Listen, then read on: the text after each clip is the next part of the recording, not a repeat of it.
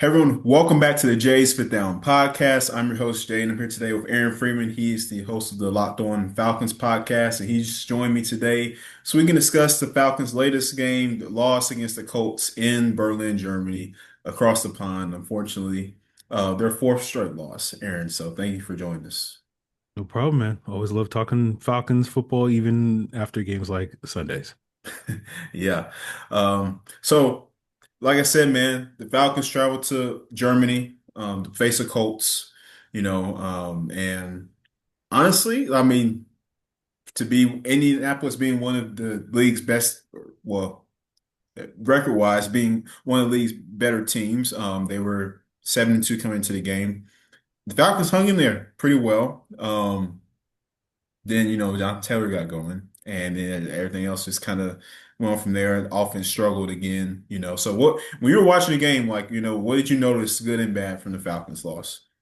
Yeah, it was inconsistency, I think, was probably the main issue. Yeah. Whereas like there were stretches of the game where the Falcons played really well on both sides of the ball, and there were stretches of games where the Falcons played really poorly on both sides of the ball. And I think, the defense gave the offense an opportunity to go out there and win the game, and the offense couldn't take advantage of it. I think that's kind of what boils down to. I don't think the defense played well. It's hard for me to say a defense looks good when they give up 323 yards on the ground, and potentially, had the Colts, not made mistakes in this game and missed kicks and all that stuff. Like they probably would have dropped a 40 burger on this defense. But like you look at some of the turnovers, you look at the sacks, and particularly in the second half, you saw this defense, particularly the pass defense, really come alive and give this offense plenty of opportunities. The Falcons played with a lead for most of the second half, and unfortunately, the offense just couldn't take advantage of all the opportunities that they were given. And a lot of that is owed to the inconsistency of the passing game, and that gets back to what has been the central issue for this Falcons offense throughout the season. Inconsistent play from Michael Penix, inconsistent play calling from Zach Robinson, inconsistent performance from the receivers, the running backs, the offensive line. So it's just frustrating, I think, especially for folks to sort of see the Falcons play a good enough game that they could have potentially won. But again, their biggest issue has been that inconsistency issue, and it once again reared its ugly head.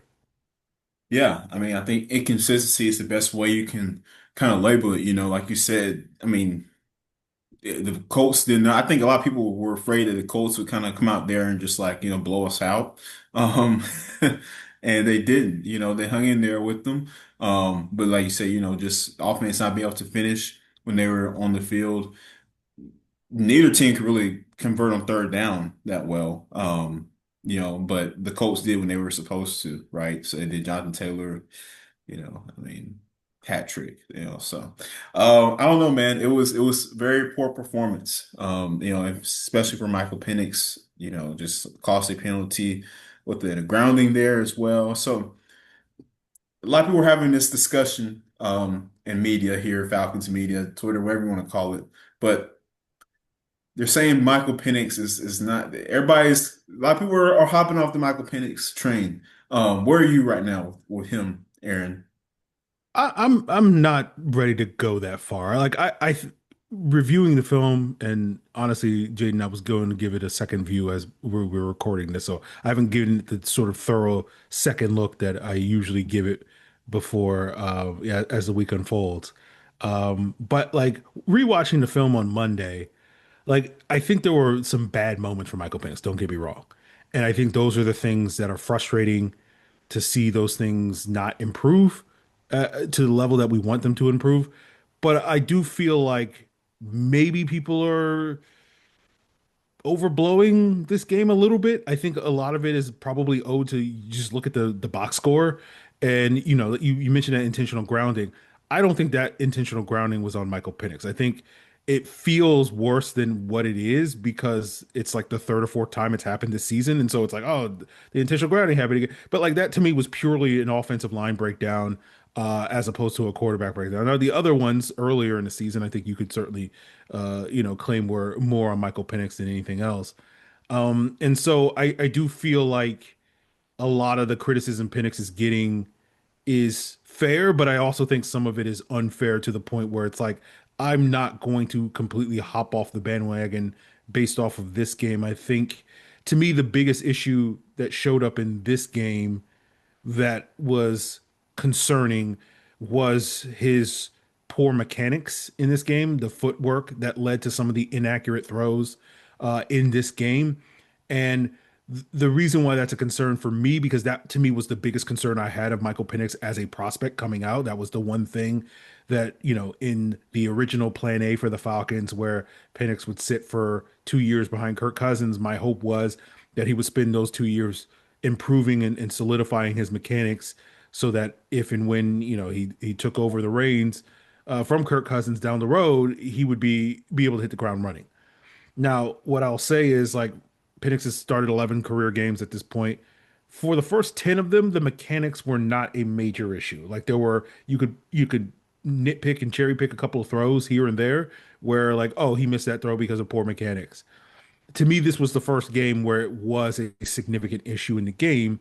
And so the question, of course, is going to be, is this regression or is this going to be what Penix is going to be, long term, and this is going to continue to be an issue? Or, when you look at it, again, this represents less than 10% of his games. And so is that going to be the trend? And like 90% of the time it's going to be a non-issue, and 10% of the time it's going to be an issue. And so that's why I sit here going like it's far too early for me to panic without more data, I guess you could say, to say this particular issue is going to be an issue. And then all the other things are just kind of things that have been issues throughout his time, not always consistently attacking the middle of the field, and things like that, but and not being able to extend plays. But like those are, those continue to be issues. But I'm not ready to go like, oh, well, he'll never get good at that. I do feel like there is a path for him to get there. We'll see how he goes over these last 8 games of the season in that regard, and that will kind of determine me. So we're still at a point for me that it's still data collecting or fact finding with Michael Penix and evaluating a player than necessarily drawing in conclusions based off of the data and evidence that we've collected so far. That's where I'm at with him. Okay. Yeah, that's fair. I think you can't just like completely throw him out the water there. I mean 11 starts, like you said, that's still not a lot in the NFL. So, yeah, yeah, I will say, yeah, the mechanics is one thing that I noticed watching the game myself. Like, yeah, it just looked really off. Everything looked off with his mechanics on Sunday against the Colts, So, like you said, I mean, some people are wondering, like, hey, is this who he is? Or could he, could he fix that? Could he improve that? Right? That's the question, like you mentioned. So, be interesting to see what happens there. Now, as far as with, you know, the team as a whole, I mean, Aaron, they're 3-6 right now. Um, what I mean, what are the Falcons?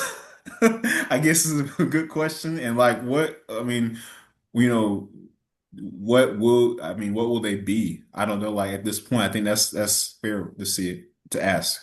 Like, Yeah. Uh, I'll say this. At this point going into the season, I predicted them to be 4-5. So they're not that far off of what I thought they would be from a record standpoint.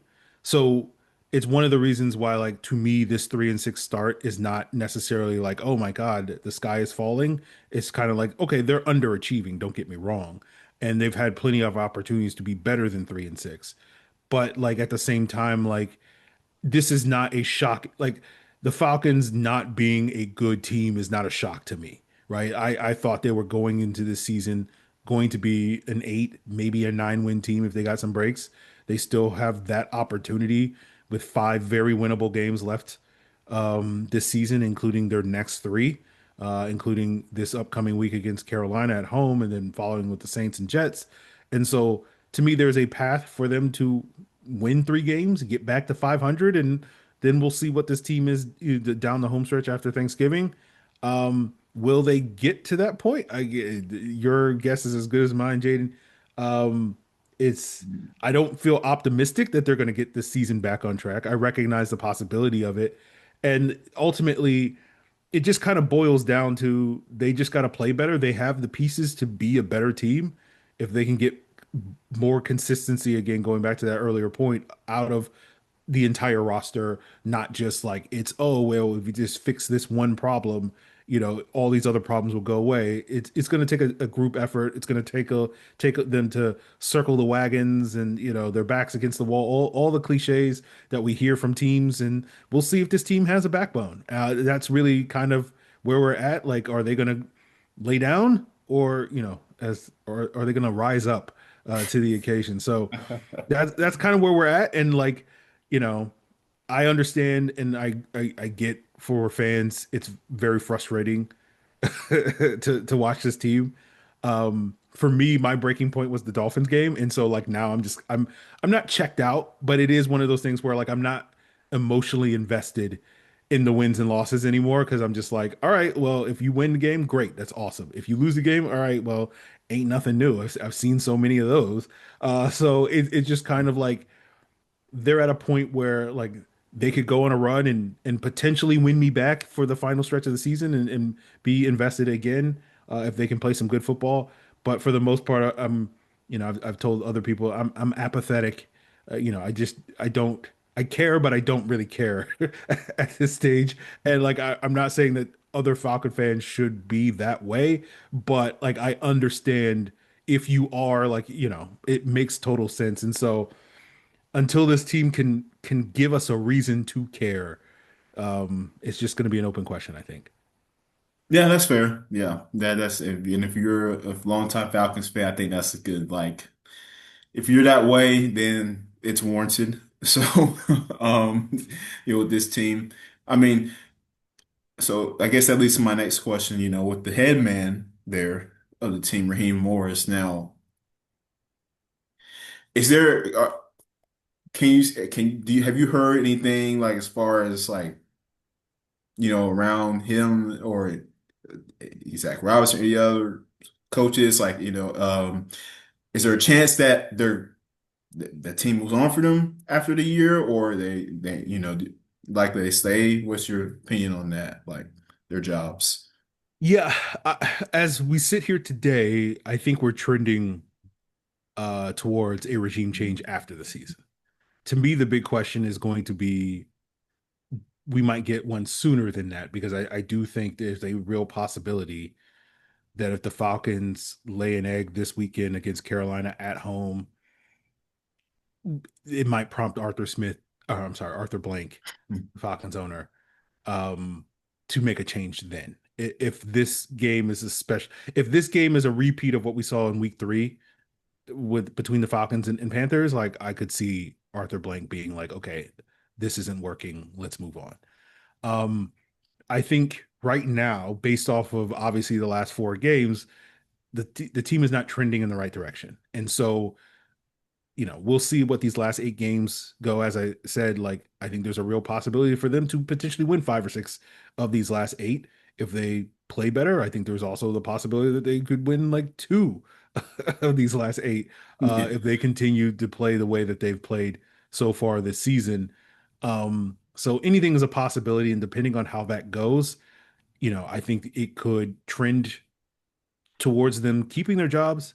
I think it could continue trending towards them losing their jobs. I do get the feeling that Arthur Blank does not want to make a change. And so wants, to give this regime as many opportunities to, win him back, win him over, if you want to say, in order to make that happen. But right now, it's hard to be optimistic that that's going to happen based off of what we've seen over the last month or so. Yeah, definitely, definitely. And I tell people this all the time. Like, I feel like Raheem is a great guy. I think the guys like him, but I just don't. I don't know. The coaching things just aren't there for me. They're not hitting for me.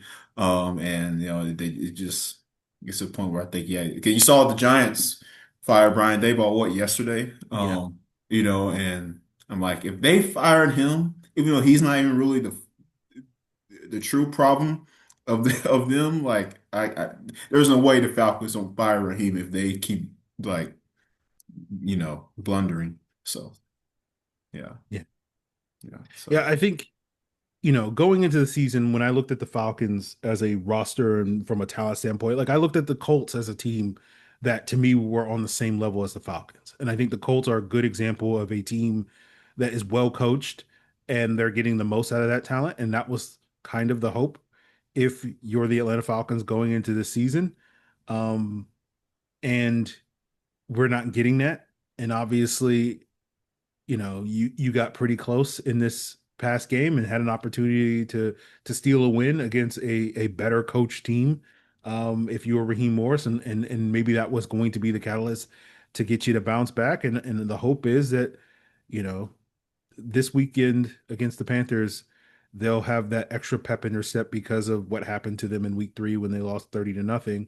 And that will be the catalyst to get this season back on track. But it's hard to be looking at this team and feel great about the level of coaching that they're getting on a consistent basis. It's not being good. And again, that speaks to the inconsistency that this team has had. yeah. Yep, well said. Well said. So we'll see if they can get back on track against the Panthers at home, who have been doing decently themselves this year. I mean, so we'll see how that goes. But Aaron, yeah, thank you for coming on the show today, man, and giving us that insight there and information and recapping the Falcons loss against the Colts in Berlin. So yeah, man, thank you. We'll talk to you very soon here on the podcast. Hopefully. Yeah.